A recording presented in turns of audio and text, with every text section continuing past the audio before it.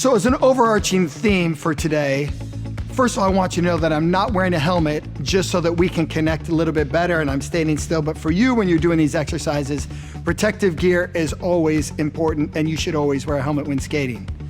Also, for reference, what's really, really important is that we understand that the most amount of pressure or power that we can create is done through our core and not just the levers of our arms or our legs in this instance as we're skating. So I like to refer to that as a power box.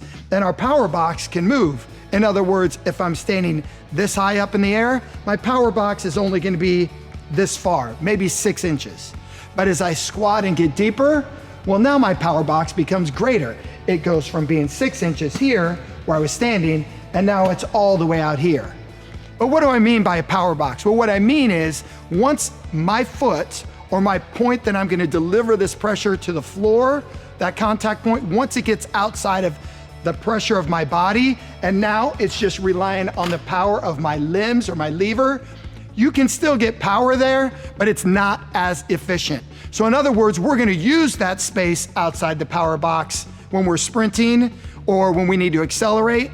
But to stay efficient and to gain the most percentage of power, it's going to be right underneath our body.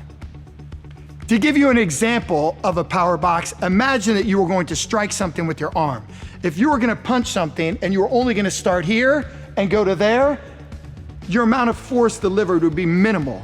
But if you were gonna punch the same object and your power came from here and you struck it all the way through, well, you're delivering that with the strength of your body, your core, and your hand is just that item that you're delivering the power through.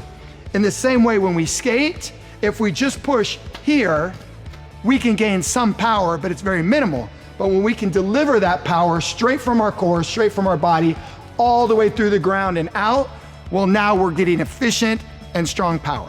I'm Tony Muse, and that's the end of lesson 1, where we're talking about the power box and finding your push. I'm excited to tell you more.